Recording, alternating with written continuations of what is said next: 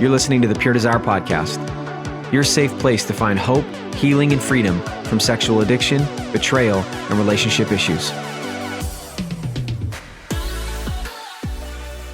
Merry a week away Christmas, everybody. I'm your host, Trevor Windsor, and you're listening to episode 180 of the Pure Desire Podcast. Here joining me as always is my co-host, Nick Stumbo. Like a good neighbor. See, I was leaving it because I figured all over the country people would be finishing it for me. And sure. It's like crowd participation, right? And we just had our producer participate in the podcast. I hope people can hear the echoes of his charming voice on the podcast. It wasn't bad. It wasn't bad. That was your head voice, right? That wasn't your chest voice for sure. Falsetto, whatever. I don't know. Some people are picky about that. Okay, so we are continuing on in our Present for the Holidays season. A few things real quick. Subscribe to the podcast. If you are not subscribed, honestly, what are you doing with your life? Just do it. It's free. You show this, every new episode shows up in your inbox, in your podcast player. Just do it. And if you can write us a review, that actually would be more helpful. Even if you don't subscribe, but still write a review, we're game with that.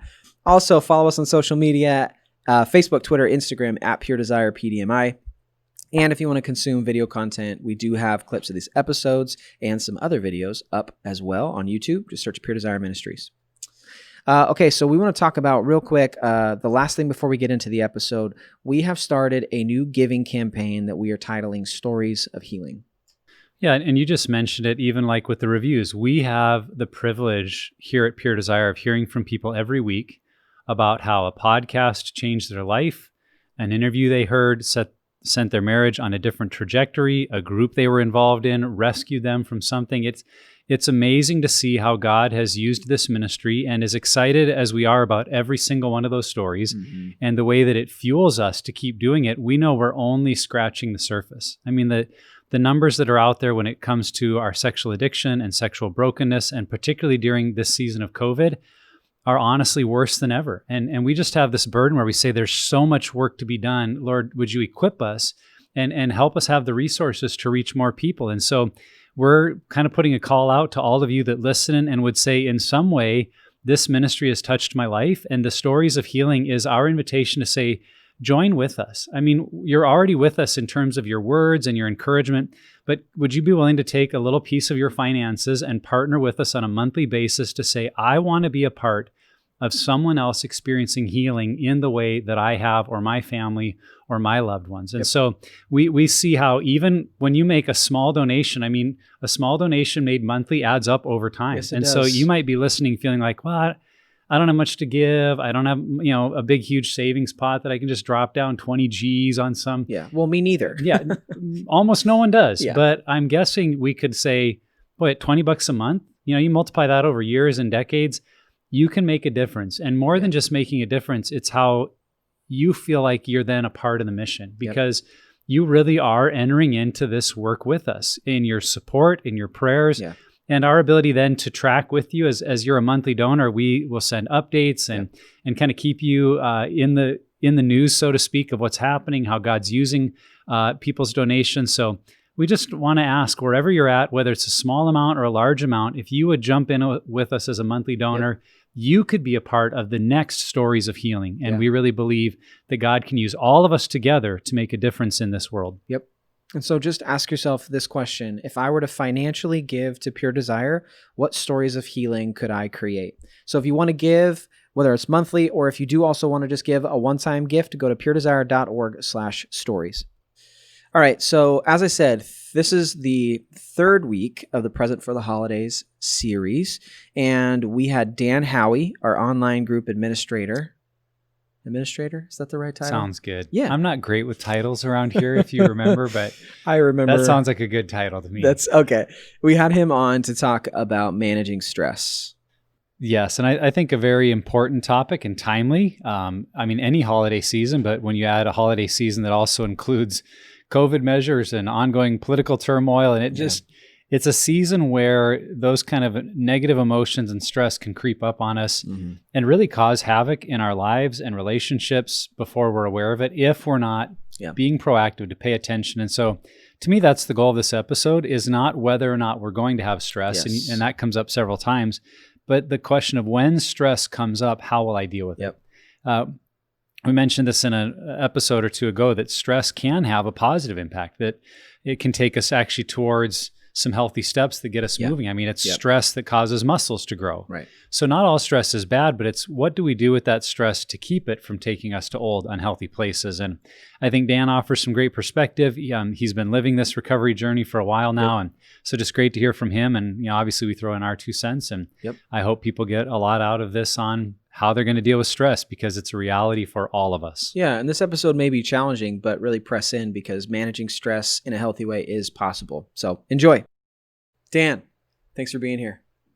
So glad to be here. Be honest, Dan, are you a little salty today? Today has been, this week, let's just back it up a bit. This week has been a challenge, and I have stress management opportunities abounding. It's very appropriate topic today. Very appropriate. So yes, as you heard in the intro, we were talking about managing stress. So we actually didn't orchestrate you to have a stressful week or in did you? Preparation for this. But I'm okay. So the Polar Express of the holiday season is still chugging along. We all know this.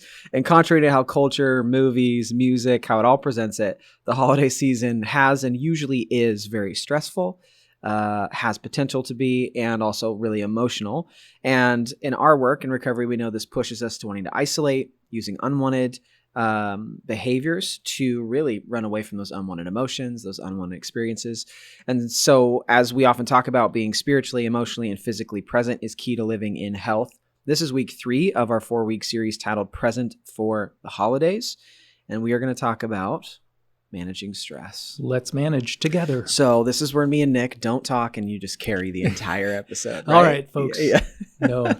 Okay, so we all know the holidays can be pretty stressful, but I don't know if we can always pinpoint why or where those stressful points are. So let's just name some of the things that really are stressful points. Like think of a minefield. What are those ones in the holiday season that could blow off at any point and cause stress? Yeah.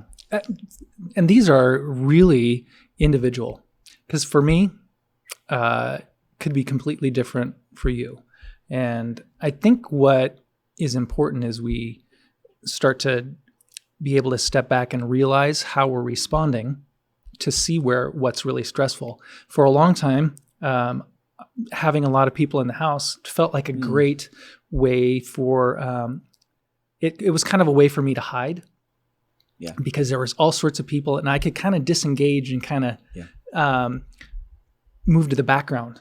So, but I also realize now it was really stressful because I felt like now I've got to do all this stuff. Yeah. So now I'm overloaded with things to do. So for me, things like having extra family in the house could be a pressure point. Yep. Certainly, I think we can all talk about money, and the holidays are not a cheap time of year. So unless you're that one friend who never gets gifts for anybody, right? Yes. Yeah, that's true. Yes. Trevor. And, and then obviously our closest relationships. I mean, if they're under stress, we'll probably take on or at least experience some of that as well. It's certainly going to impact us. So those are the super easy off the top ones. Yeah, I came up with a list. And if we're playing Boggle, you got 3 of mine. I had 3 more that I still could get points for. But I was thinking about things like unmet expectations. I think that's a big one for the holidays, where we maybe expect something's going to go a certain way. Or especially this year, as we're still in COVID, depending on when a person listens to this, they may have forgotten a little bit, but that there may be a lot of things this year that simply don't happen. And that unmet expectation of, oh, this is what I thought it was going to be. Can be really stress inducing. Another one is busy schedules. Just we want to go to this party, we need to see this family, we need to go to that event, and we need to shop for these kids, and we need to donate to that program and this church function, and all of them good things in and of themselves. But I think a lot of families look at a calendar and go, whoa, where did we go wrong? And now it feels like work and a chore. Right. Again, maybe that won't be as much this year with COVID issues, but I think the busyness of the season, another major one I see that is stress inducing, particularly in our social media world, is comparison. that we see the Joanna and Chip Gaines inspired, living room setting with a tree that's perfect and gifts that, have Made these of big shiplap. bows. Yeah. And, Right. and all the furniture is from, some fancy, and we look at our living room and it's like, dang, and Yeah. suddenly I feel bad about my life that 2 minutes earlier I Right. didn't. Not that we But- don't like Chip and Joanna. Let's be No. really clear. They're great. But they can create expectations that are Totally. unrealistic. Right. And I think it's so easy to compare right now to, Yeah. this family went to Disneyland and we didn't even go to McDonald's, Yeah. those kind of things. Yeah. Which then also the last one I thought of was what I would call contradicting traditions. I think within families is a Yeah. big one where For sure. I'm used to opening gifts early on Christmas morning in our pajamas, and my wife's family's used to getting up, getting ready, getting dressed, taking pictures, and opening gifts sometime by lunch. Who Just takes like pictures before presents? I'm telling you, these Okay. people exist. So just one of the many examples. If you as a couple, as a family, haven't really thought these through, my guess is Totally. you're coming up to things like, dang it, every year we have this same argument. We get into this, I let her down, she lets me down, we're frustrated. And often it's just because we have those expectations and traditions that if we haven't figured out a new way to do it together as a couple, as a family, it creates all the stress. And even if things go well, sometimes there's stress of, well, this has been a fight in the past. Yep. So now I'm stressed about, is it going to be a fight this year? So Right. sometimes our history works against us. Yeah. I think the only one I'd add is to the schedule piece is like a lack of a rhythm. I think that in my day, I know for me, like right now we've got a 6-month-old who is not sleeping and he is constantly disrupting my normal daily rhythm. And so I don't get to do the things that I literally wake up at 5 so that I can read, I can journal, I can work out. Right now I'm maybe reading, journaling every other day, and I'm not working out. And for me, I feel like those are things I know those are things I put in place to help me be healthy. But because of the season we're in and he's not sleeping, please pray for me. It disrupts my rhythm. And I think that the holiday season always disrupts rhythm because there's all these new things that are not part of our weekly, daily routine. And so I think that what we do is we know it's coming, but it's not like we actually do anything to plan for it. We're just like, well, it's just going to be crazy and chaos. But I think that's for me. And And Pray- some people pray for thrive me. off that. I mean, there's literally Sure. some people who Sure. love it. They're like, great, this is like going to be an adventure every day for the next, between Thanksgiving and New Year's. And they love it. And then for Right. others, it's like, wow, just like what you're talking about. So Yeah. you have to know that, especially within your family structure. Go back and listen to the first episode of this series, Emotional Awareness. It'll help you. Yeah. Well, a lot of what we're describing, guys, as we think about the holidays, these are what are joyful moments. In fact, some of what we've described are both joyful and stressful.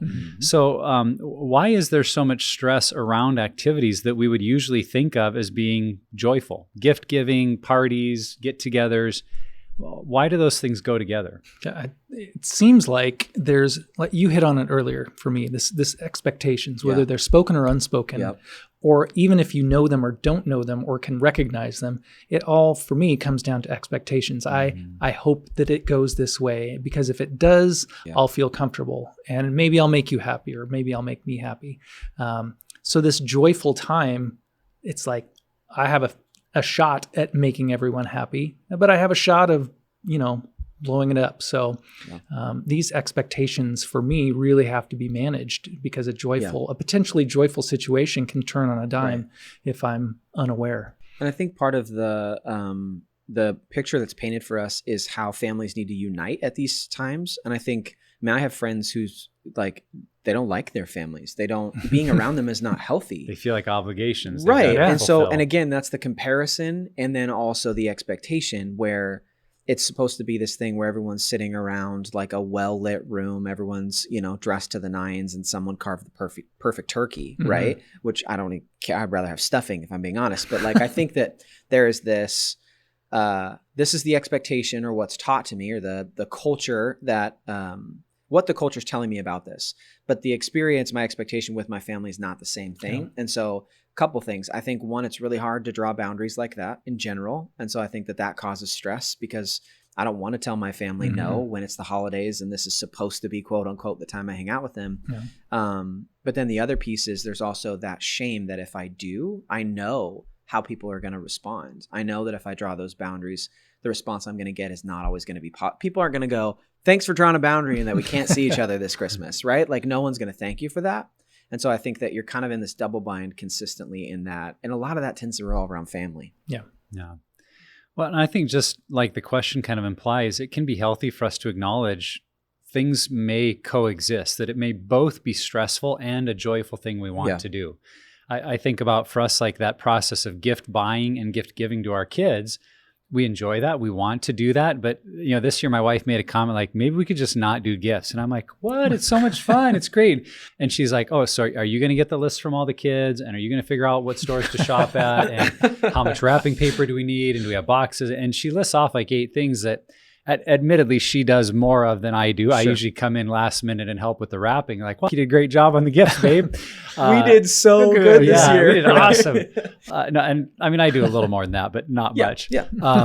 But that's a very real thing of you have people, well, there's also bathrooms to clean and things to put away and that's stress and fun. And so I think there do need to be conversations where we kind of recognize what level of stress are we willing to bring on ourselves in order to do the kind of things we want to do. And then making some choices to say, it's the level of stress that will go into that. We need to maybe alter our approach to it, do something a little different this year. I think that principle too can be applied to any area of growth, in recovery, in your marriage, in parenting, that there's this stepping into stress or discomfort in order for the benefit or the fruit of that. So I think that's a good principle to just hold on to. Okay, so I think this is probably more true in 2020 maybe than any year before. But, and I know for me, like the way I would describe it is I felt stress in my shoulders for the first few months. I could just physically feel stress building up.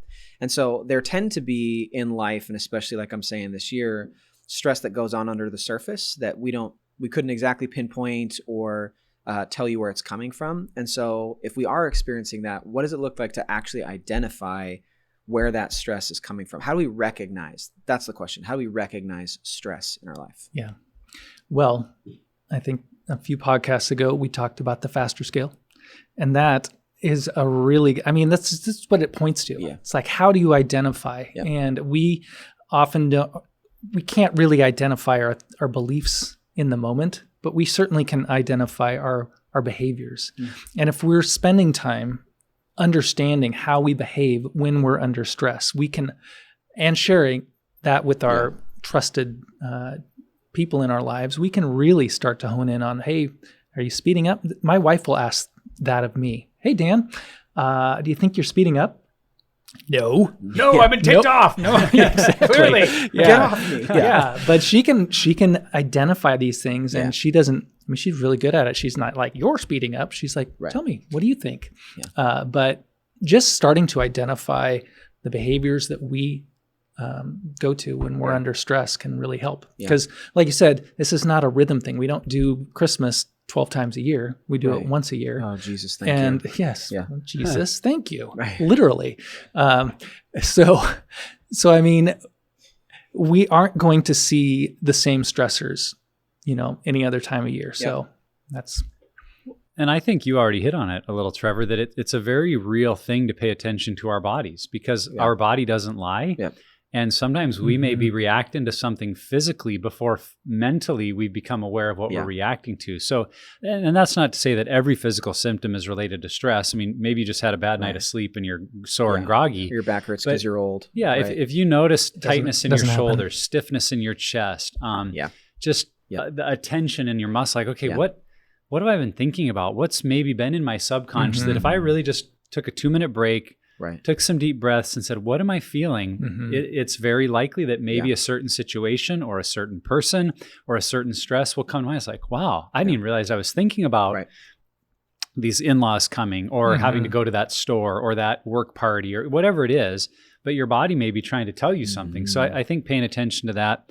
And the other thing that I look for, particularly in my own life, is just where do I have unusual reactions?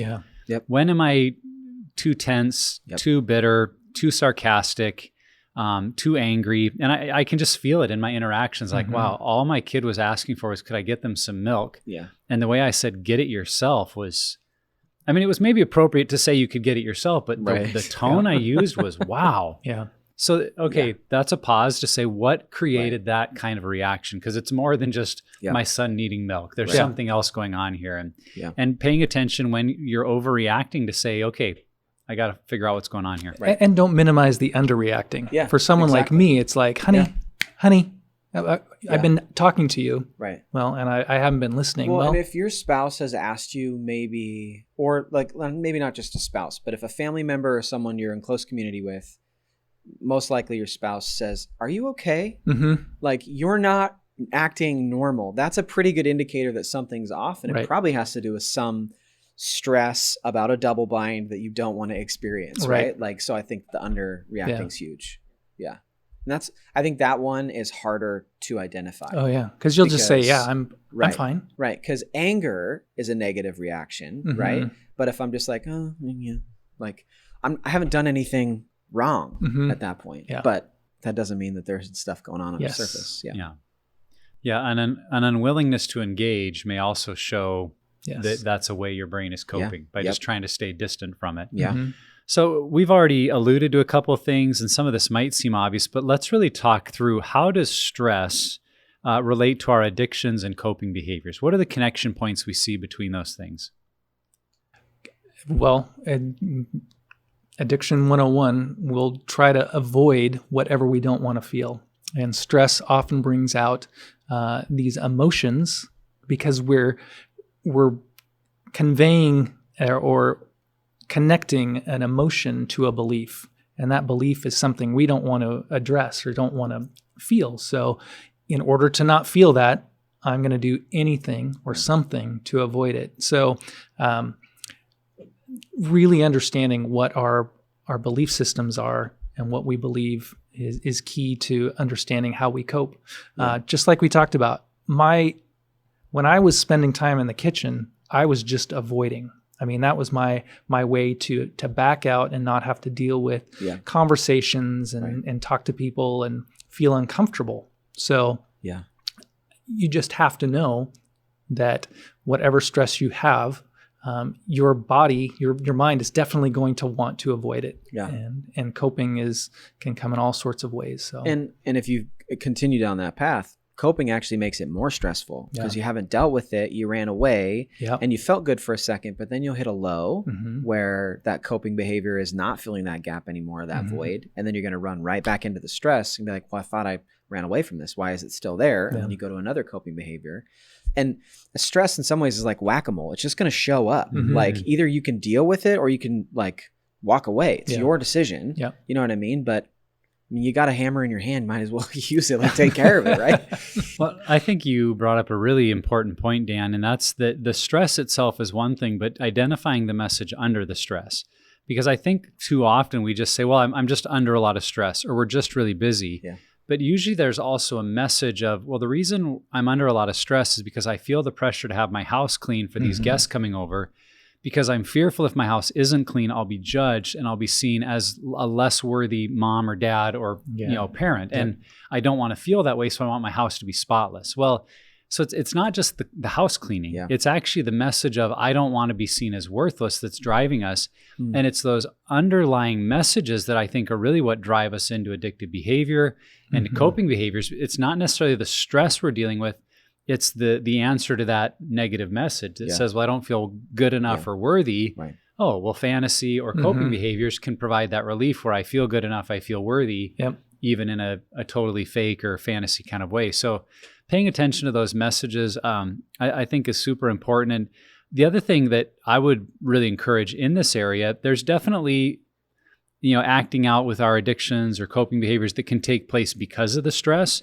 But there's also a secondary driver of what happens after stress, because stress really has the tendency to deplete us, to wear us down. It sucks away our emotional energy. It even kind of burns through our emotional and physical reserves where we're kind of down and done.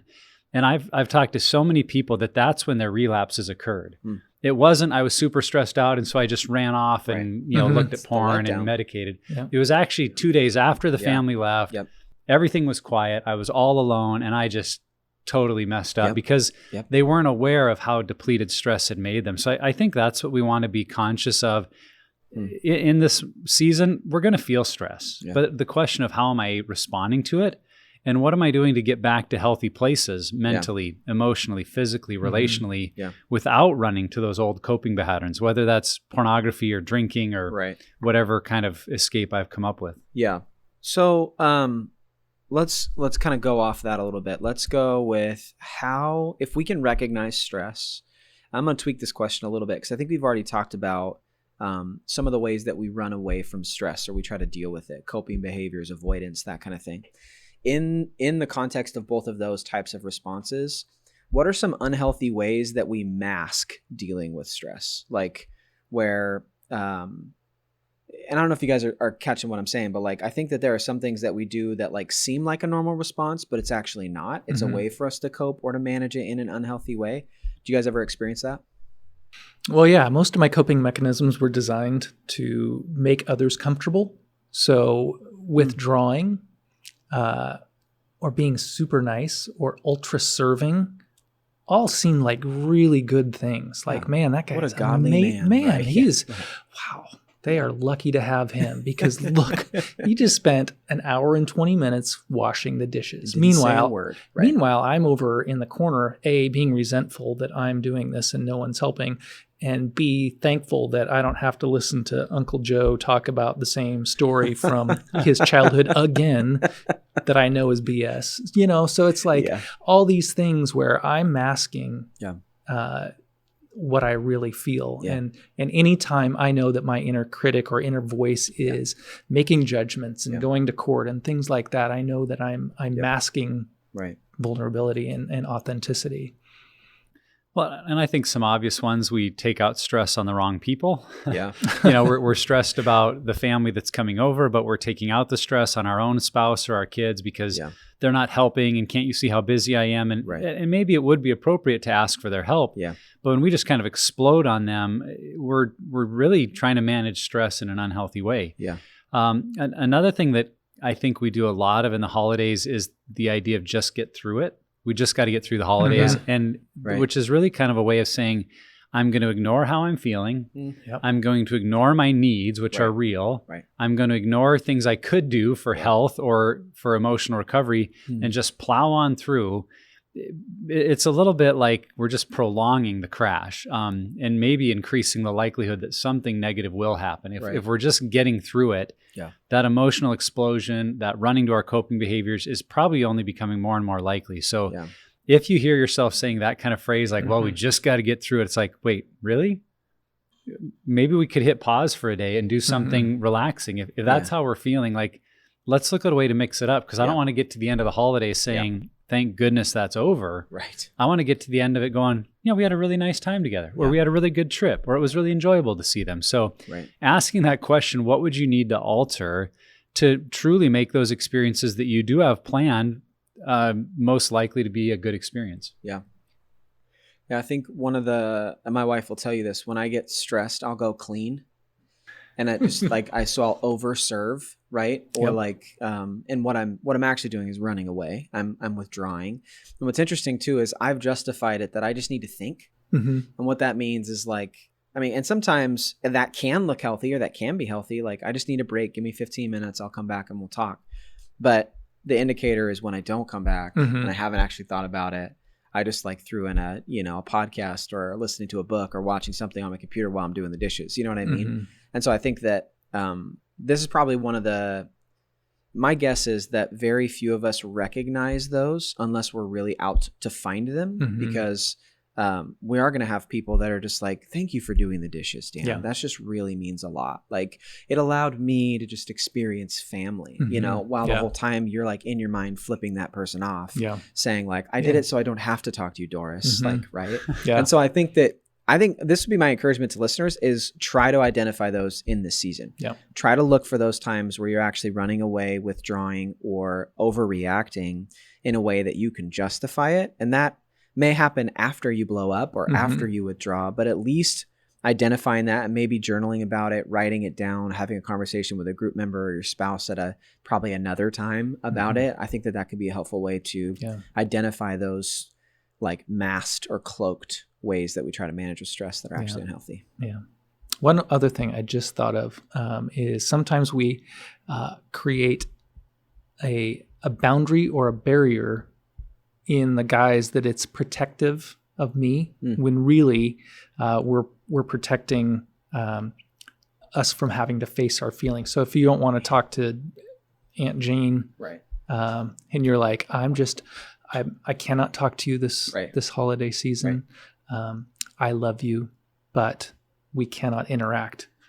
That's such a fine line, right? Yeah, right. Is it true? Yeah. Is that truly what you need, or is this just a way to avoid? Yeah. So. Yeah, and questions like that are going to be answered in relationship with other people, Correct. in community with people that know you, to say, okay, is not going to this a healthy step for us, or is us just avoiding something that we need to do? And having those conversations, I find, is really beneficial. So we're starting to lean into more forward thinking, solution thinking here, but let's keep going with that. What does it actually look like to handle stress in a healthy way, particularly at this time of year? Eating lots of food. Maybe I said, what is it in a healthy way, Dan? Healthy way. We went through kind of the unhealthy ways. Vegetables. We don't want people getting drunk all Christmas long. Drunk off food. Yeah. That's hard.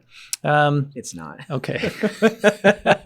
Healthy ways. Okay, so you kind of touched on it right just then. Community. I mean, you're talking about the addiction thrives in isolation. Yep. And if we are isolated, even though we're around a lot of people and talking and doing things, that is not community, and it's certainly not vulnerability. So maintain your true intimate relationships and be honest with those. That is absolutely number one. And that's the hardest one for me, because I'll just be busy enough that I can't return a phone call or make a phone call. Yeah. And then you talk about self-care. If you've done the 3 circles exercises, that's not the time to ignore that outer circle. You have to be able to continue within the confines. You have to adjust it somehow, like you're talking about. I don't get to work out, but I'm reading and journaling. What do I do? How do I maintain some semblance of self-care? Which is managing our own expectations, and then also doing what we can to still maintain health in those healthy habits. That's good. I think for me, something I've been learning recently is that I'm a verbal processor, which, no one's surprised by. But what I've learned is that I don't actually process, I more vent. And what I've actually learned is that venting not only makes me more angry, but it actually duplicates my anger with the other person. Mm-hmm. So if I vent to you, Nick, and I'm telling you all the things that our producer Justin has done wrong, the likelihood is I'll actually be more angry, and then you also will be angry in defense. That Justin. Right. Man. Or I'll be defending him. Yeah. Right. That Trevor. But if you're just like, if someone comes Trevor. up to you and says, like, tell me what's going on, and then you vent, they're just gonna be like, man, yeah, that just right. Like, I think very few people will just, hit you in the mouth with truth. And so what I've had to work on is not calling my venting verbal processing, but more of looking at processing as sharing how I'm feeling and inviting people's perspective into that. Because usually venting is just me spewing out and then someone receiving what I'm saying. They're just getting my perspective. But if I'm actually processing, that's got to involve other perspective, questions and answers, more conversation. And that's done in the context of community. And so stop calling verbal processing, or stop calling my venting verbal processing. That's a practical one for me. Yeah. I think at the same time, we do have to just acknowledge that a healthy way to deal with stress is to talk it through, to be honest about it. I think sometimes in the holiday season, we feel like it's noble to not bring it up, when really it's just going to create bigger problems. So if you need to go to your spouse and be honest with them to say, I'm really feeling a lot of stress about going to your family's house. And they say, oh, well, let's talk about that. I didn't know that. Or why are you feeling that way? Or if you're the spouse listening to this, maybe you need to be the one that goes to them and says, hey, how are you feeling about having our families over Christmas Day? What do you feel good about? What are you nervous? And just kind of get those things out and not feel like, well, I don't want to tell anyone I'm really stressed, because then they'll feel like I'm a burden. Like if something is really creating those emotions, you need to talk to people that care and that can be part of the solution. I think also having that self-honesty and honesty as a family about the season of life that you're in. to just say, maybe other years we've done this or been able to do that, but right now this year, because of the number of kids we have or COVID. where we're at with jobs or COVID, Yeah. it's not going to make sense this year. And that's expressing boundaries in a different kind of way, not necessarily about, other people, but just what do we need to say? This is all we can do. And that's okay. We're not going to compare to the family on Facebook that we see that seems to have something going on every night of the week. Like we're okay with what we've chosen to do. And that can be really, really valuable. Just finding gratitude and peace in the choices you have made. Yeah. I've heard someone say, and I can't remember the quote, but basically the premise is that learning and accepting our limits is actually how we live the healthiest life. That if we're always trying to do more or be more like this person or that person, we're not accepting the limits that we have. And that's actually causing us to like redline and overdo things. And so that's been a challenge for me personally, because I like to do fun things and just go, go, go. But I've learned that it actually almost looks more to like, I tend to be a more godly, Christ-like version of myself when I accept my limitations and live in a healthy way within them, rather than trying to like bust through and do new things. Yeah. Yeah. One of the other things that helps cope well or cope better is a mindset where you're choosing to believe the best about others. So in other words, I'm not walking in, I don't do it with you, but that's okay. But walking in with the expectation that they will receive at least receive it with an open mind. Yeah. We often go in, or I often go in, ready to defend my position. That's right. Okay, I need to talk this through. Right. So here's my backup argument, and there's 2A, and then if they don't go there, I'm going to slip right into C, and then So I think if I'm just like, hey, let's talk about this, versus I've got to be really ready for it. So we've already talked about this a little bit, the idea of sharing our stress with people. So how much would you guys say of that stress should we share? Like, is there too much, or should we just share it all? Well, it depends on who they are. That's good. Yeah. We'll start with the people that you trust and know your story and have earned the right to hear it. Yeah. Certainly, we want to be as vulnerable and transparent as we can be with everyone, but there's not everyone is trustworthy, and not everyone's going to be a healthy sounding board, and it may not even be safe. How many times have you told someone something, never expecting it to go beyond that room or be understood in a way that you didn't expect? Because we know the people, like I could tell you in my family, if I wanted to justify my own position in something, I know who in my family I could go talk to and would have my back and wouldn't press in and say, like, hold on a second, right? Like you're off here, right? And so it's funny that even in that you can withdraw from community, even though you're quote unquote having a conversation in community, you're actually isolating by the type of person you're picking. Absolutely. Yeah. Yeah. So. Good to know I'm not the only one. So well, I think a truth is that if I become aware that stress is impacting me, what impacts me impacts others. So if I'm being impacted, I need to find a way to share it with my spouse or my kids. And to start, not so that I burden them with it, but I always try to start with, hey, I realize I'm feeling a lot of stress about this, and I feel like it's making me grumpy, and I'm sorry if I'm coming across that way. That both acknowledges some humility to my, like if this is to my wife, it acknowledges some humility to her, but it also gives her a window into what I'm feeling. And so I just think that's a really healthy practice, that depending who you're around, if it's coworkers or your family, when you realize it's impacting you, find a person that is safe to share. Like, I'm really overwhelmed today, and I realize it's making me very isolated and withdrawn. So if you need something, let me know. And I just realized I'm doing that, and I wanted to let you know. And I think typically when it's more self-focused about, I'm just trying to share with you what's impacting me because I recognize it might impact you too. It's easy for people to be thankful for that. It's like, oh, well, yeah, thanks for recognizing that. I'll try to think about how I could help, or Yeah. is there anything I could do, versus waiting until we blow up at them in anger and then we're like, oh, I'm sorry. And well, now it's going to be hard for them to support us working through our stress. So Yeah, I think asking, like, timing is important too, not just who, but timing. And I think a good maybe front door to just gauging that is asking permission. Like, I feel really stressed right now. Do you mind if I share? And if the answer is no, make sure it's no, but yes later, right? But I think that way, because I think sometimes when we share our stress, we've already talked about it, it stresses those people out too. And so I think that you can get a little bit of gauge on what the right timing is just by asking a question like that. Yeah. Agreed. That's a good lull, guys. Yeah. yes. I like the lull. So let's talk practically here. What are some tips of managing stress that you've experienced that have worked for you guys? First of all, acknowledging that I'm under pressure or under stress. Most of the time, and a lot of people I know are just like, yeah, this is the way it is. I know it's going to be this way. Kind of like what you were alluding to earlier. I'm just going to push through.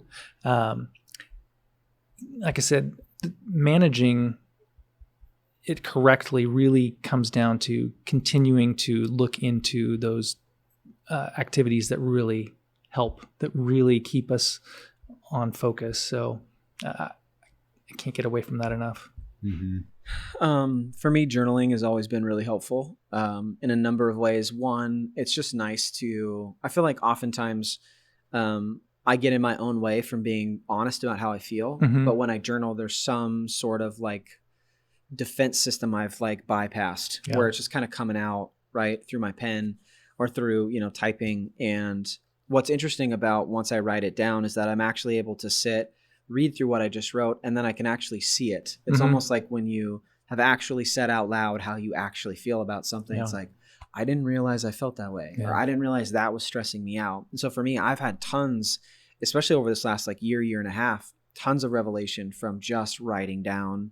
And usually it's in a prayerful tone for me. Like I really am using it as a prayer time with the Lord. And so it allows me to observe what's really going on under the surface. Not every time's that way, but I feel like every week I usually come away with something. And then calling people who I know me, people who, because it's that not calling the friend who's going to have your back and high five whatever perspective you have, but it's the friend that tends to challenge you and tends to push in, whether that's your spouse or a group member or just a mentor. So like for me, I have a guy, Bryant, I call him every week and we talk about it. And I just will say, this is how I'm feeling. Will you just tell me real quick, like, am I good? Am I off? Like, and we end up having usually a 30 to 45 minute conversation that he didn't like bash me over the head with truth, but he added perspective. We dialogued back and forth, and it allowed me to wrestle with how I'm feeling. And then also those conversations tend to end with, now what are you going to do about it? You can't just sit on what we just talked about. So community and then journaling just personally has been helpful for me. A couple things that come to mind for me is number one, being proactive. I mean, in all likelihood, if you sat down and thought about the coming week, you could identify the 1 or 2 points where you are most likely to feel a lot of stress, and you could be proactive to come up with a better plan. So if you're having Friday night dinner guests for a Christmas thing, but you work until 5 and they're coming over at 6, you could pretty well look ahead and go, if I don't make good plans, I'm going to be stressed about getting off work, getting home, getting cleaned up, being ready and that will be stressful. Okay, what could we do different? Could I get off work a little early one day? Could we do a lot of preparation Thursday night? Now that you're thinking ahead, it can change that whole dynamic. One of the things I was thinking about in our story along these lines, a stressful thing for me has often been getting our Christmas tree. And part of it is we tend to go later in the afternoon, and I start to feel this pressure of it's getting dark. We have to make sure to find the tree. And I get into like this, hunter-gatherer mode, and like we've got to find it and bag it. But typically, my spouse can be more on the experience of we need the hot cocoa and take the pictures. And I'm like, it's getting dark. And well, that's very, very stressful for me when I feel like there's something to get done and others aren't in the same hurry I am. So it's like, well, hey, pal, maybe look ahead at your week and say, instead of waiting till 3 to load up and go, could we do this at 1? Because then we got all kinds of time before dark hits. So just thinking ahead, where's that stress going to come? And then what could I do to kind of navigate it better? Yeah. The second thing that has been really important for me, and this is particularly about the schedules that come during holidays with just being busy morning, noon, and night, always having something going on, and even fun stuff.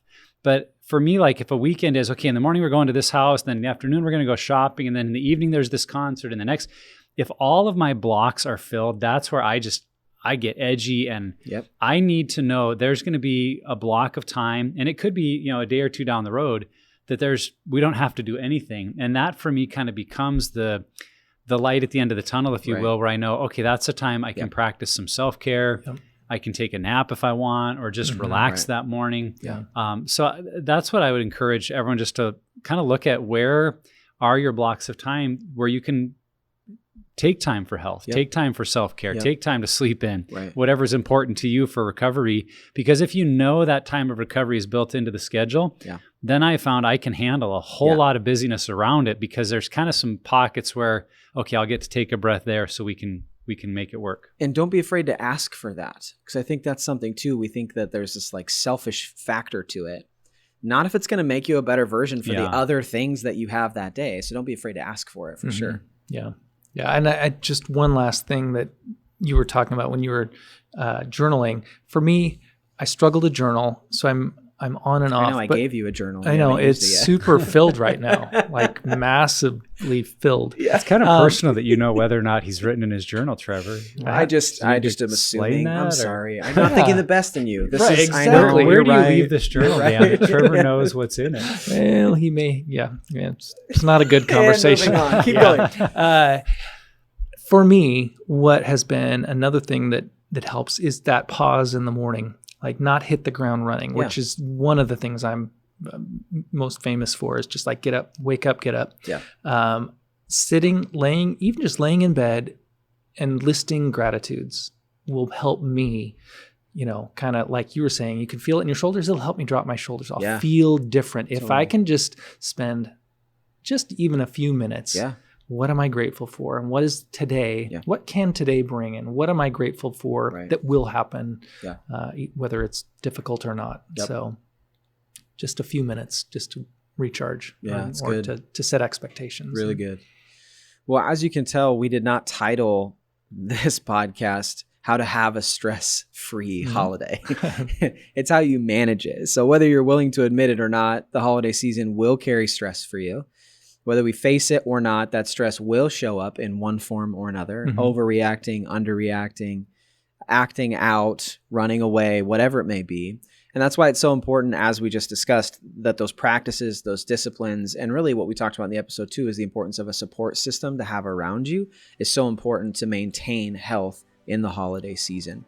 And so we have to remember that we want to get healthy this holiday season. And I don't know about you guys, I want the next holiday season to be even healthier. No. And so it's that idea of building on that. So remember, whether it's sexual, relational, emotional, or physical health, being present for the holidays is essential to maintaining our health for the long haul. Guys, Nick, Dan, thanks for talking about this in a stressful season. Thank you. Good times. Wherever you're at on your journey, Pure Desire is here to help create a roadmap for your healing. If you or someone you know is looking for help, go to puredesire.org and start your healing journey today. If you haven't subscribed to the podcast, do it. If you are a subscriber, please write a review. It helps others find the podcast, and Dan will love you forever. And lastly, never stop being healthy.